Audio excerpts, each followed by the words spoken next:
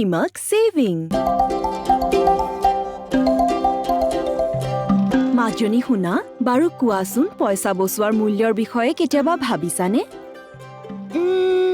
নাই ভবা মামি পইচা বচোৱা কিয় গুৰুত্বপূৰ্ণ? পইচা বচোৱা এই কাৰণে গুৰুত্বপূৰ্ণ কাৰণ ই আমাক ভৱিষ্যতৰ বাবে তৈয়াৰ হ'বলৈ সহায় কৰে। চোৱা যেতিয়া আমি পইচা বচাওঁ তেতিয়া ভৱিষ্যতৰ দৰকাৰ হ'লে বা কঠিন পৰিস্থিতিত সেই ধন আমাৰ কামত আহে।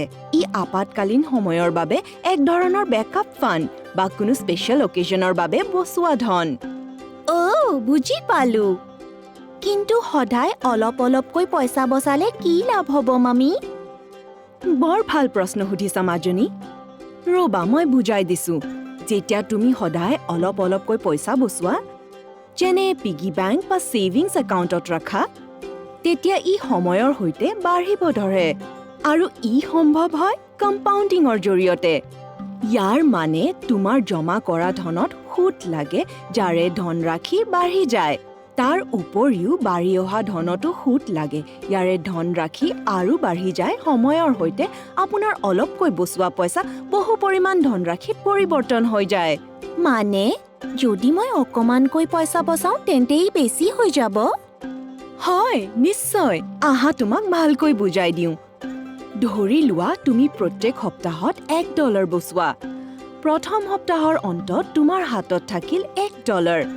দ্বিতীয় সপ্তাহৰ অন্তত তোমাৰ হাতত থাকিল $2 কিয়নো তুমি আৰু $1 বচালা। এতিয়া ইয়াৰে পৰা আৰম্ভ হ'ব আমোদজনক মুড। যদি তুমি এনেকুৱা 1 বছৰলৈকে কৰা তেন্তে বছৰৰ মূৰত তোমাৰ হাতত থাকিল $52 কাৰণ সময়ৰ সৈতে তুমি বচোৱা প্ৰত্যেক সপ্তাহৰ ধন যোগ হৈ বাঢ়িব ধৰিলে। বাহ কি বঢ়িয়া কথা। এয়া সঁচাকৈ বঢ়িয়া কথা মাজনী। আৰু যিমান বেছি বচাবা সিমানেই তোমাৰ পইচা বাঢ়ি গৈ থাকিব। সেইকাৰণেই সময়ত পইচা বচোৱা আৰু ইয়াক অভ্যাস বনোৱাটো ভাল কথা।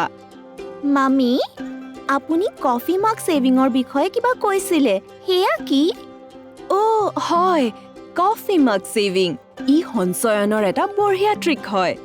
তুমি এটা খালী কফি মাগ বা যিকোনো খালী বাচন লৈ তাত সদায়ে বাচি যোৱা খুচুৰা পইচা বা ধৰি লোৱা $1 জমা কৰি যোৱা। ই ঘৰতে কৰা এক ধৰণৰ মিনি ছেভিংছ আৰু চাই আচৰিত হ'বা সময়ৰ সৈতে তুমি কিমান পইচা বচালা। ই সঞ্চয়নৰ এটা বঢ়িয়া সাধন।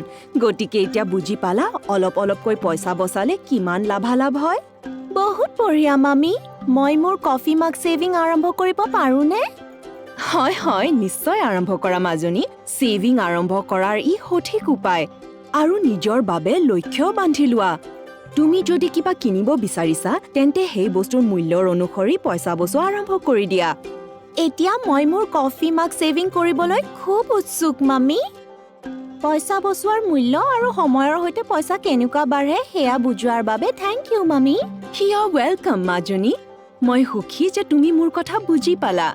মনত ৰাখিবা পইচা বচোৱা এটা গুৰুত্বপূৰ্ণ কলা আৰু ভৱিষ্যতো পইচাৰ বিষয়ে সঠিক নিৰ্ণয় লোৱাত তোমাৰ সহায় কৰিব। আৰু তোমাক সহায় কৰিবলৈ মই সদায় তোমাৰ লগত থাকিম।